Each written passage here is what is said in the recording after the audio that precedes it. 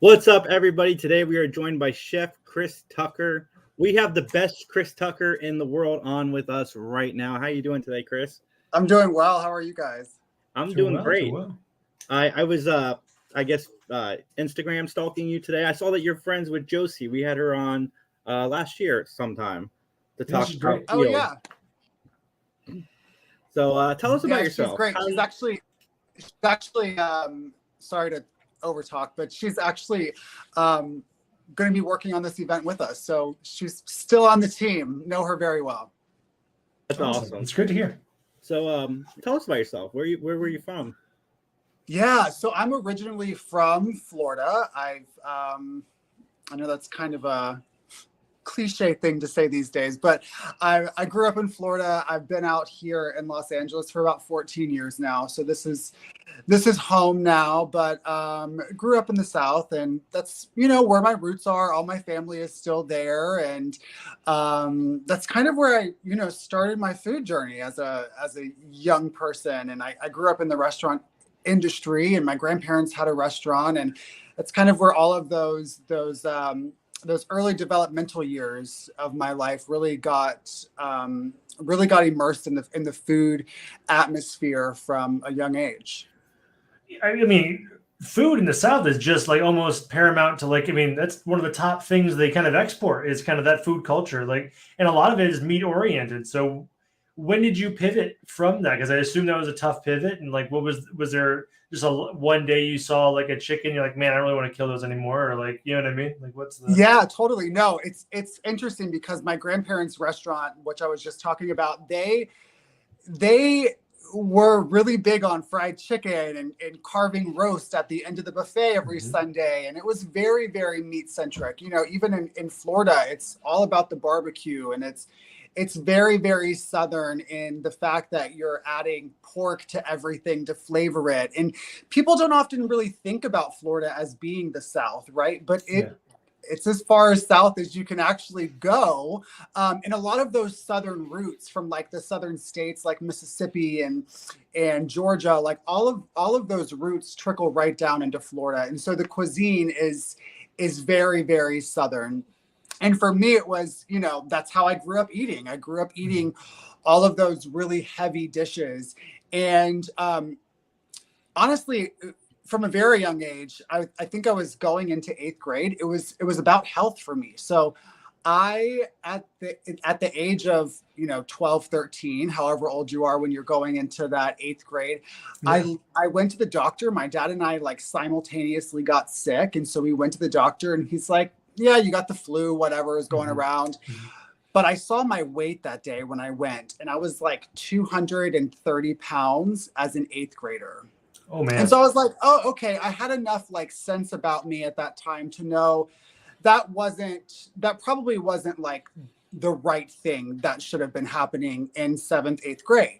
Yeah. And so it was at that point that I, started doing some of my own research, and I eliminated small things. So I think at that point I took out beef and pork, and I strictly went to chicken and fish. And it was a really gradual thing for me over the course of many years. So I slowly went pescatarian, went vegetarian, and then fully went vegan only about 4 years ago. So I'm still considered a baby vegan. I'm still, one of the new vegans out there. But I honestly think that some of your newer vegans, or some people who aren't even, fully vegan, maybe they're considered plant-based, or maybe they're not even plant-based themselves, but they're the head chef at a plant-based restaurant.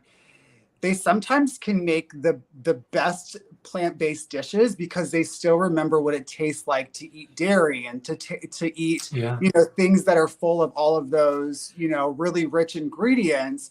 And so they can mimic those tastes really, really well.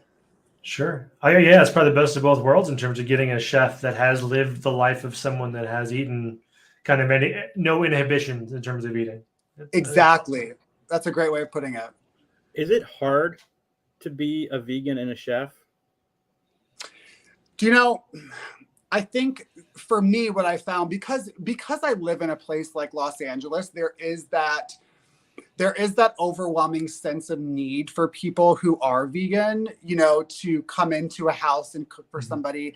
I'm a private chef here in LA. And so a lot of times, you know, you have these people who are either, maybe they're not vegan, but they're having a dinner party. So for instance, I did a dinner party last week and it was for a whole group of people, none of which were vegan, but they all had certain dietary restrictions. And so it was just easier to do a plant-based meal for them because it covered all the dietary restrictions that were going to be at that dinner party that night. And so I think sometimes it's really cool being a plant-based chef, but it can also be one of those things that it can still be very limiting, right? Because we're not the mass population yet. We're still, you know, we're still the very, very small minority of everybody out there. And so I think it can be very limiting, but it can also be very rewarding at the same time. Yeah, I was watching Master Chef. I can't remember if it was this year or last year, but they had a vegan chef on there who was cooking meat.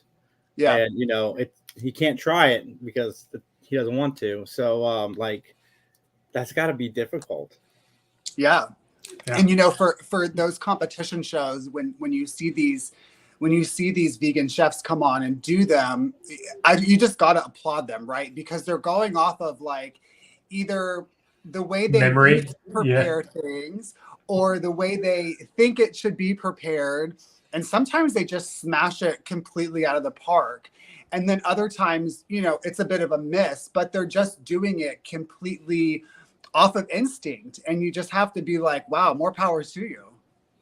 I imagine the seasoning like would be another whole different game, right? Because you're seasoning vegetables compared to meat, but you might have some knowledge that transfers over probably well, I hope, maybe. Yeah, you do have some of those transferable bits that come from one thing to another. And I think for me, honestly, I think that's one of the things that I try to get across to people is a lot of times people will, when they're going to a more plant-based lifestyle and, you know, maybe they're used to eating just like everything. They're just hardcore like meat eaters. They eat everything that under the sun. And then they're like, one day they get a diagnosis from their doctor or, you know, they just decide to make a change for ethical reasons, what have you. And they go on a plant-based diet. They're like, I don't know how to cook anymore. Yeah. Yeah. And you're like, well, really, you do know how to cook, because if you were cooking meat 2 days ago and you were doing extremely well at it, you still know how to cook, you know, vegetables. You just have to kind of retrain your brain.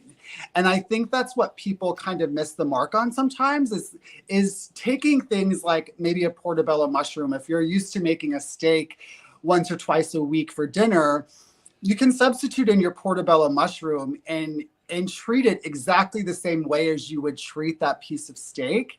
And you'd be shocked at how delicious that mushroom comes out and how satiated you are at the end of your meal, because you flavored it so well that you realize you're not really missing anything. Yeah. And What was plus, that? Oh, sorry. Go ahead. plus, Beyond Burgers are better than regular hamburgers. I said it. I love those things so much. They are a trick to the human mind. Like, yeah, Beyond is doing magic in their kitchens because they bleed and they taste just like the real thing. So yeah, and I think. Oh, good. I'm sorry. I keep over. Sorry, Justin. No, you're okay. You're all right. No, I think sometimes too, like it's really interesting that you bring up Beyond, because there's so much innovation that's happening now in the plant-based world, right? Like there's so many incredible products that are already on the market, but there's also so many incredible products that are coming to market that it's just a matter of time, I think, before people start to adapt little things. And I'm not one of those people that's like, you have to be vegan. I think it would be amazing if everybody was vegan. But at the same time, it would also be amazing if people were just adapting smaller changes into their diet, because it would make a really big change, you know, when we're all sitting here sweltering in the summertime and the world's basically melting. It would make a great change for just the environmental impact it would have if everybody was making small changes. But then it would also make like a really big change for, you know, the amount of animals that were being killed for just human consumption every year. So you brought up a kind of an interesting point. This is kind of a sci-fi question more than anything else, but I keep hearing more and more about lab-grown meat. Do you see like the vegan community kind of splitting, the ones that are doing vegan for health reasons and the vegans that are doing it for like animal cruelty reasons? If it is being grown in a lab, there was no living being that was being hurt by this meat being grown. Like, do you see kind of a split in like, That's you know scary. what I mean? It's almost like Protestant versus like Martin Luther's hammering the nail on the door, right? But like, it's a thought. Right.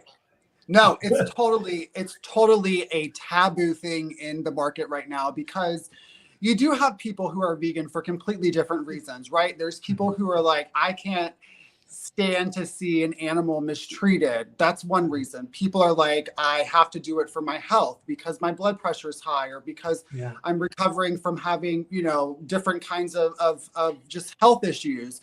Or you see people who are doing it for, the environmental impact. So there's so many different reasons that people actually go vegan or eat a plant-based diet. And I think with this lab-grown meat, it has caused this discussion about what's going on and who is this acceptable for.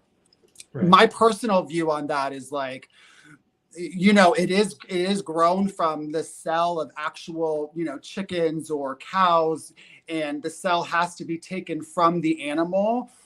But if you think about all of those environmental impacts and the animal agriculture that it's going to be cutting down, the positives outweigh the negatives so much that for me, it's just like, it's a no-brainer to just embrace that.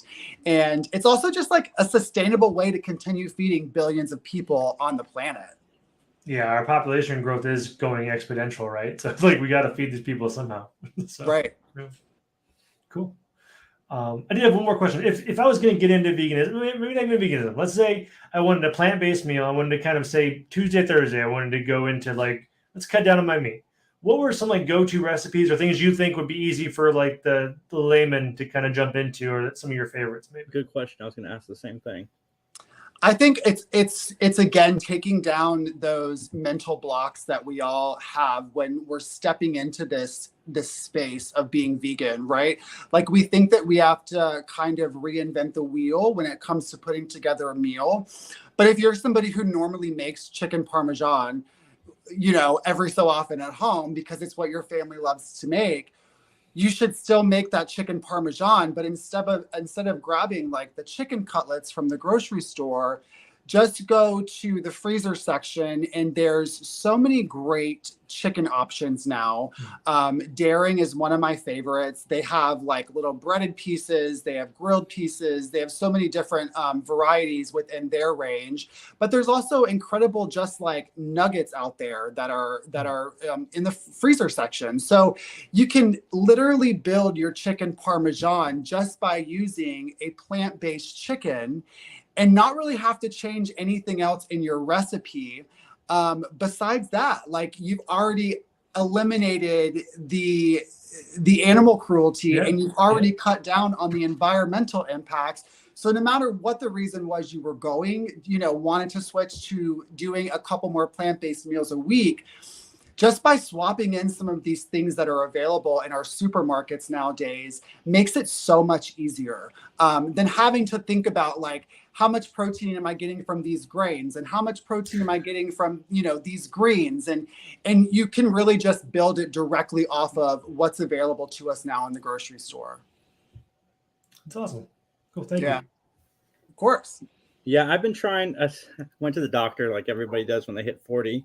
And my cholesterol's through the roof. My blood pressure's through the roof. So I like immediately, of course, went home and Googled everything. And I'm like, all right, so oatmeal is good. Check. And like I started making a list. And I've thought about that. Like, I don't know that I could ever go full vegan just because I like bacon. And they haven't yet gotten a plant-based thing that tastes like vegan yet. But I think I'm going to start leaning more towards plant-based items like 3 or 4 days out of the week because and I think need to lower that. That's a great place to start, right? Like, and I think what you're describing right now is probably 90% of America, right? We go to the doctor once we hit 40 and we get that annual physical, and they're like, yeah, your cholesterol isn't where it should be. And that's pretty typical, especially for men, right? And the first thing that we have to cut is meat and dairy, because that's where all of our high cholesterol is coming from. Right. And oh no, we just continue to like real fast, Chris, I'm sorry, but for whatever reason your image dropped. So can you restart maybe like a minute ago? Like we lost your sentence there. It was weird. It like you just dropped and came back. It was strange. Yeah, no worries. I think if we can start to like renegotiate with ourselves what is cool, right? Like it used to be not cool to be on a plant-based diet or be vegan, like especially with guys. Like men are the hardest to say like, let's eat a little bit more plant-based, right? And I think it's a stigma thing, but it's also something that we are socially accepting to say like, hey guys, you know what? It's actually cool to be like socially conscious, environmentally conscious, aware of what's going on with our bodies. And I think that's happened a little bit more in the past couple of years where we're like, hey, you know, it's cool to talk about mental health. It's cool to talk about what's going on with our bodies. And like, you know, we're not healthy right now. How can we change that? And I think bringing some of these conversations more to the forefront is actually like just opening up that conversation to let everybody know like, hey, even though you're a dude, it's cool to eat like a little bit more of a plant-based diet, and it doesn't make you any less of a man. And I think that's what we've had like a little bit of a stigma with when it comes to the plant-based market and just surrounding men in general. But I got to tell you, when it comes to your bacon, there's a company called Thrilling Foods. They have the best product on the market when it comes to bacon. It comes to you like a slab and you just peel the strips off. It has the most beautiful smoky flavor to it. It tastes just like bacon and you can eat it every day and not have to worry about your cholesterol. oh my God, it looks delicious. I just Googled it as you were telling me. Like I couldn't get the words in my search engine fast enough. That looks delicious. I'm gonna have to try that for sure. And you know, there's products like we were talking about Beyond, where if you don't tell somebody it's a Beyond burger, they can't tell. Now, like Impossible Meat, I can tell, but with Beyond, I can't tell. Like I said, because they bleed, so you can't tell that it's. And yeah, as long as you don't tell people, they don't know. And then after they eat it, say it's delicious, be like, well, that was a Beyond burger, and they're like, what? Yeah, exactly. They're like, I don't believe you. Show me the package. Yeah. I'm looking at all the desserts you're making. How are you not like 800 pounds? Good Lord. You look very, very good. Well, I do have to like give a lot of stuff away. I do make a lot of stuff specifically for other people, but it's all about moderation. So if I'm in the kitchen and I'm testing recipes and I'm baking a lot and there's a lot of sugar going in this tank, I have to make sure that I'm like being physical because it again, like, being 230 pounds in 8th grade, like weight is not on my side. And so I've been pretty conscious about it since I was young. And I don't come from small genes. It's, you know, just part of my DNA to carry extra weight. And so it's something that I just have to make an extra conscious decision to be active. Sure. I mean, I'm tempted to order some cookie mix. That looks good. Like all of it looks really, really good. But, what got you to dessert? Has that been your primary focus for a while, or do you just, I don't know, like you do a whole range of things, but just dessert being your kind of your favorite maybe? Or am I off base? Yeah. So I originally started out as, you know, desserts were my specialty. I was primarily a baker. And so, I would say about 4 years ago, I transitioned that and became more of an all-around chef. And so I was a little limited. Again, you know, being vegan, you're already limited. And then if you're just doing desserts, you're limiting yourself again. And so that's where I was just like, you know, I have more to offer. I should just start offering it. And that's when I expanded and started offering a full chef service. Sure. That's awesome. Yeah. That's great. So I got to ask, if you're ever going somewhere to speak and, you know, the name Chris Tucker is on does anybody ever get confused? Like, has anybody ever it's always a packed house. Yeah. Yeah.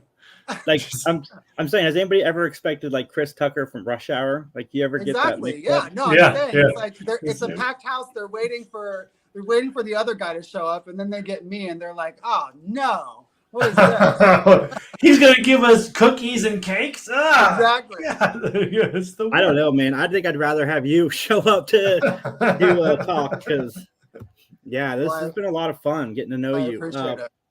So tell us about the show.